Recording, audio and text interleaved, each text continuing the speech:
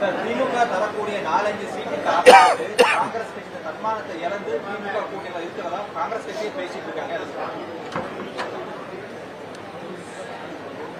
காமராஜர் பற்றி ஒரு விமர்சனம் வரும்பொழுது அதுக்கு வெகுண்டு எழ வேண்டிய காங்கிரஸ்காரர்கள் நீங்க சொன்னது மாதிரி எப்படியாவது சட்டமன்ற உறுப்பினர் ஆகணும், பாராளுமன்ற உறுப்பினர் ஆகணுங்கிற ஒரே காரணத்துக்காக திமுகவுக்கு ஜாலரா அடிச்சிட்டு இருக்காங்க. அதான் உண்மை. அவங்க காமராஜர் எல்லாம் மறந்து பல ஆண்டுகள் ஆகிவிட்டது.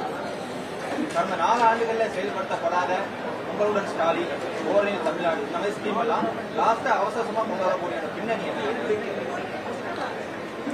மக்கள் அவரு திரு ஸ்டாலின் கூட இல்லைங்கிறதுனாலதான் உங்களுடன் ஸ்டாலின் அப்படின்னு அவர் கற்பனையாக பல செயல்பாடுகள்ல உருவாக்கி இயங்கிக் கொண்டிருக்காங்க. தேர்தல் வாக்குறுதிகளை கூட நிறைவேற்ற முடியாம மீண்டும் 200 தொகுதியில் ஜெயிச்சிருவேன், 210 தொகுதியில் ஜெயிச்சிருவேன் சொல்றதெல்லாம் அவர்கள் தங்களை தாங்களே ஏமாற்றி வருவதுதான். இன்றைக்கு கூட்டணி கட்சியான திமுகவின் கூட்டணி கட்சியான கம்யூனிஸ்ட் பார்ட்டி தலைவர் சண்முகம் கிளியரா சொல்லியிருக்காரு. இன்னைக்கு தேர்தல் வாக்குறுதிகளை நிறைவேற்றி விட்டு தான் நாம் மக்களை சந்திக்க செல்லணும். அப்படின்னா மக்கள் சரியில்லைங்கிறத இன்டைரக்டா சொல்லியிருக்காரு. அதனால உறுதியாக திமுக ஆட்சி முடிவுக்கு வரப்போவது உறுதி. பிரதமர் நரேந்திர மோடியோட தமிழக வருகை குறித்து முக்கியமான அரசு நிகழ்ச்சிகள்லையும் ராஜேந்திர சோழனின் 1000வது ஆண்டு விழாவிலும் கலந்து கொள்வதற்காக வந்து சென்றிருக்கிறார். திமுக என்ன சொல்றாங்கன்னா அரசியல் தேர்தல் நெருங்கிட்டு இருக்கு, அதனாலதான் மோடி அடிக்கடி தமிழ்நாட்டுக்கு வராத மாதிரி திமுக உட்பட மற்ற எதிர்கட்சி குற்றம் இருக்கிறாங்க. திமுக தேர்தல் வர்றதுனாலதான் மகளிருக்கெல்லாம் 1000 ரூபாய் எல்லா குடும்ப தலைவிக்கும் கொடுப்போம்னு சொன்னாங்க தேர்தலுக்கு முன்னாடி அவங்க தேர்தல் அறிக்கையில. ஆனா 3 ஆண்டு எல்லாரும் அழுத்தம் கொடுத்த பிறகுதான் எதிர்கட்சிகள் எல்லாரும் அழுத்தம் கொடுத்த பிறகுதான் தகுதியின் அடிப்படையில்னாங்க. குடும்ப தலைவிக்கு வேற என்ன தகுதி இருக்குன்னு தெரியல. இப்ப தேர்தல் நெருங்குதுன்னதும் எல்லாருக்கும் கொடுக்கப்படுங்கிறார். இத்தனை நாள் வச்சிருந்த தகுதியினது அதனால இப்ப யாருக்கெல்லாம் கொடுக்கறாங்களோ அவங்களுக்கெல்லாம் கடந்த 1.5 ஆண்டா என்னமோ அதை கொடுக்கறத அதுல இருந்து அவங்களுக்கும் கொடுக்கப்பட வேண்டும். அப்படி செஞ்சாங்கன்னா அவங்க உண்மையாக மக்களுக்காக செய்யறாங்கன்னு அர்த்தம். மற்றபடி மக்களை ஏமாற்றி எப்படியாவது ஆட்சிக்கு வந்து விடலாம் என்று திமுக இன்றைக்கு முழு முயற்சியில் இருக்காங்க.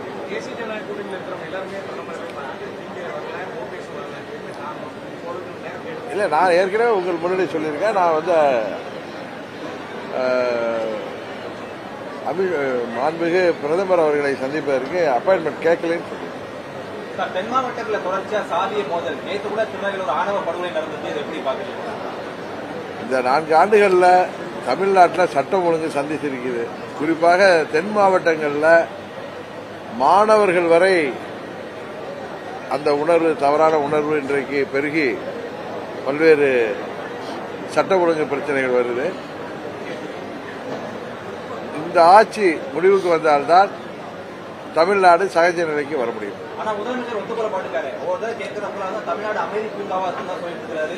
ஆனா ஒரு காவல்துறையை சேர்ந்த காவலருக்கே பூக்களை அபால் வெட்டி உள்ளது. அதாவது அவங்க குடும்பத்துக்கு கொண்டே தமிழ்நாடு அமைதி பூங்காவா இருக்க தவிர யாருடைய உயிருக்கும் பாதுகாப்பு இல்லை. இத மாதிரி சமூக விரோத செயல்களில் ஈடுபடுறவங்க எல்லாம் அதை தடுக்கிற அதிகாரிகளை எல்லாம் கொலை செய்கிறார்கள், தாக்கப்படுகிறார்கள். இன்னும் காவல்துறையை சேர்ந்த அதிகாரிகளே கொல்லப்படுகிறார்கள். இதுக்கு மேல சட்டம் ஒழுங்கு இந்த தமிழ்நாட்டில் மோசமாகி கொண்டிருக்கிறது என்பதற்கு உதாரணம் தேவையில்லை. முதல்வர் 6 மாதம் கழித்து தேர்தலுக்கு பிறகு எல்லாம் சரியாகிவிடும்.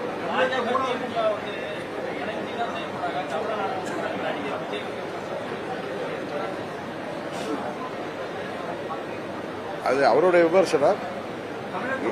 எல்லாம்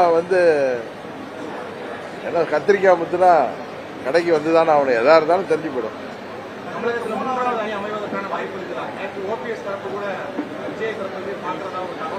நீங்க தகவலின் அடிப்படையில் சொல்ல எப்பொழுதுமே 3வது அணியோ 4வது அணியோ உருவாகிறதுக்கு வாய்ப்பு இருக்கு.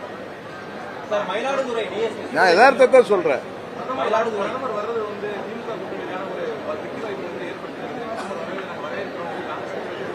தொடர்ந்து பொய்யா வந்து பிரதமர் தமிழகத்தில் தான் சொல்லிட்டு போயிட்டே இருக்கிறாரு. எங்களுக்கான எந்த திட்டங்களும் செய்யல. இது வந்து எங்களுக்கு வாய்ப்பு அப்படின்னு திமுகவும் காங்கிரஸும் சொல்லிட்டு இருக்காங்க. காங்கிரஸ்காரர்கள் காமராஜரையும் மறந்துட்டாங்க, காந்தியும் மறந்துட்டாங்க. அதனால அவங்களை பத்தி திமுகவுடைய ஒரு பி டீமாக தான் செயல்பட்டு இருக்காங்க. அதனால அவர்களுக்கெல்லாம் பதில் சொல்லி உங்க நேரத்தையே வீணடிக்க விரும்புகிறேன்னு நினைக்கிறேன். மயிலாடுதுறை டிஎஸ்பி விவகாரத்துல தொடர்ச்சியா தமிழக அரசு மௌனம் காத்துட்டு இருக்கு. காவல்துறை தன் கட்டுப்பாட்டில் வச்சிருக்க முதலமைச்சர் துறையில இருக்கிறாரு. அந்த துறை என்ன நினைக்கிறீங்க? இல்ல, அதுல அவருடைய ஆதங்கத்தை வெளிப்படுத்தியிருக்காரு. அதுல உண்மை நிலவரம் என்னன்னு தெரியாம நம்மளா அது வாய் பிடித்ததுன்னு பேசக்கூடாது. எப்படியும் அதுல உண்மை வெளிப்பட்டு விடும். ஏடிஜிபி மேல குற்றச்சாட்டு வச்சிருக்காரு சார். காவல்துறை உயர் பொறுப்பு இருக்கவங்க குற்றச்சாட்டு வச்சிருக்காருங்க. அவர் குற்றச்சாட்டு வைத்திருக்கிறது வைத்துக் கொண்டே நாம திரு டேவிட்சன் மேல வச்சிருக்காரு. அவர் ஒரு நல்ல அதிகாரி. அம்மா அவர்கள் காலத்திலிருந்து நம்ம பார்த்திருக்கோம். அப்படி இருக்கிறப்ப அவர் மேல ஒரு குற்றச்சாட்டு வர்றப்ப அதோட உண்மைத்தன்மை தெரியாம நம்ம பேசக்கூடாதுன்னு நினைக்கிறேன். 2026 சட்டமன்ற தேர்தலில் அமமுக நிலைப்பாடு என்ன? எந்த தொகுதியில் எந்தெந்த தொகுதியிலெல்லாம் அமமுகவுக்கு வெற்றி வாய்ப்பு இருக்கோ அந்த தொகுதியிலெல்லாம் உறுதியாக எங்க கூட்டணியில நாங்கள் போட்டியிட்டு என்டிஏ கூட்டணி உறுதியாக போட்டியிடுவேன். எந்த தொகுதின்னு இன்னும் முடிவு செய்யணும். தென் மதுரையை சுத்தி உள்ளது எல்லாமே தென் மாவட்டங்கள் தானாக்கா. முக்கியமான கேள்வி, பாஜக கூட கூட்டணியில அதிமுக இருக்கு, அமமுக இருக்கு. ஒருவேளை தேர்தல் பிரச்சாரத்துல அதிமுக கூட சேர்ந்து பிரச்சாரத்துக்கு வாய்ப்பு கிடைச்சா பண்ணுவீங்க? அதாவது தேசிய ஜனநாயக கூட்டணியில ஏற்கனவே இந்த கேள்விக்கு நான் பதில் சொல்லிட்டேன். 234 தொகுதிக்கும் அம்மா மக்கள் முன்னேற்ற கழகத்தின் பொதுச் செயலாளரா உறுதியாக நான் சுற்றுப்பயணம் செல்வேன். அவர்கள் அழைக்கின்ற பட்சத்தில் சொல்லியிருக்கேன்.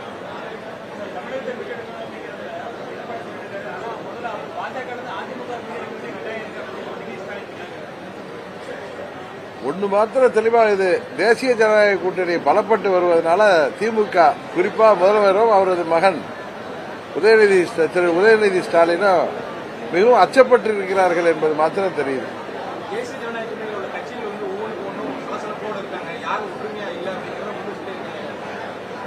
திமுக கூட்டணியில ஒட்டி ரொம்ப எல்லாம் அமைதி புறாக்களா இருக்காங்களா என்ன? அங்கேயும் பல பிரச்சனைகள் இங்க ஓப்பனாவே வெளியில தெரியுது. எல்லாம் ஒரு 6 மாதத்துல எல்லாம் ஒரு சரிநிலைக்கு எந்தெந்த கூட்டணி எந்தெந்த கட்சிகள் உறுதிப்பட்டு உறுதியாக திமுகவை வீழ்த்துவதற்கு அம்மா மக்கள் முன்னேற்ற கழகம் செயல்படும். யாரு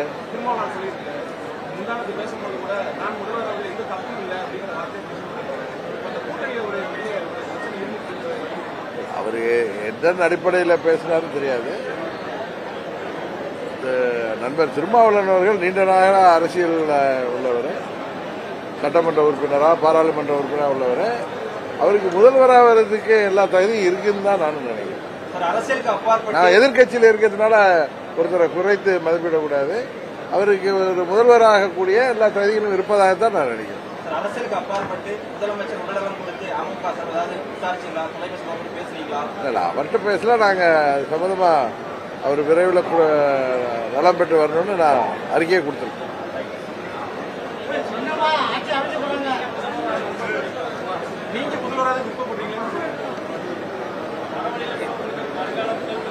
அது எங்க கட்சியின் தொண்டர்களும் நிர்வாகிகளும் வைப்பாங்க. காலம் தான் எல்லாத்தையும் முடிவு செய்ய முடியும். சில பேர் சொல்ற மாதிரி காலம் தான் முடிவு செய்ய எல்லாத்தையும். மூன்றாவது அணியா இல்ல, வலுவான அணிங்கிறத மக்கள் தான் தேர்ந்தெடுக்கணும். மூன்றாவது அணி தாவேகா தலைமையில் அமைவதற்கு வாய்ப்பு இருக்கிறதா நினைக்கிறேன். ஏன்னா அவரு உறுதியா இருக்காருல, தாவேகா தலைமையில தான் கூட்டணின்னு அதை வைத்து சொல்றேன். அவருடைய அறிக்கைகளையும் வைத்து சொல்கிறேன்.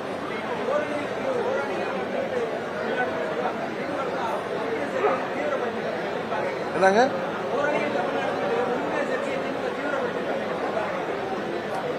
அவங்க 4.5 ஆண்டு ஆட்சிங்கிறது ஒரு பெரிய ஃபெயிலியரா இருக்கு. மக்கள் மத்தியில் கடும் கோபம் இருக்கு. சட்டம் ஒழுங்கு மோசமா இருக்கு. கஞ்சா போன்ற போதை மருந்து புழக்க வழக்கம் பட்டி தொட்டியெல்லாம் இருக்கு. இன்னும் சொல்ல போனா சிறுமியிலேருந்து வயது முதிர்ந்த மூதாட்டி வரை இன்றைக்கு வன்கொடுமைக்கு ஆளாகி உயிர் துறக்கின்ற நிலைமை இருக்கு. அனைத்து தரப்பு மக்களுமே சாலைக்கு வந்து போராடுகின்ற நிலைமையில இருக்காங்க. இதுவரை சுதந்திரம் அடைந்த பிறகு இப்படி ஒரு மோசமான ஆட்சியை பார்த்ததில்லை என்கிற அளவிற்கு இந்த திமுக ஆட்சி போய்க் கொண்டிருக்கிறது. உறுதியாக இந்த ஆட்சி வீழ்த்தப்பட வேண்டும் என்பதுதான் எல்லோருடைய விருப்பமும்.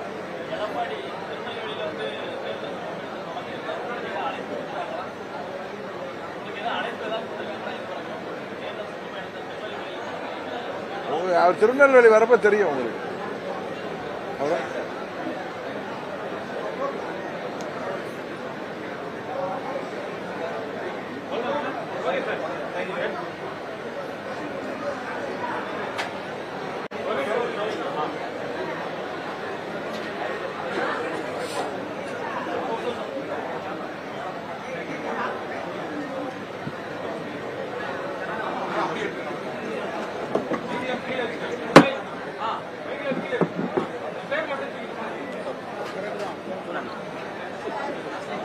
அவர் தான் சொல்லுங்க.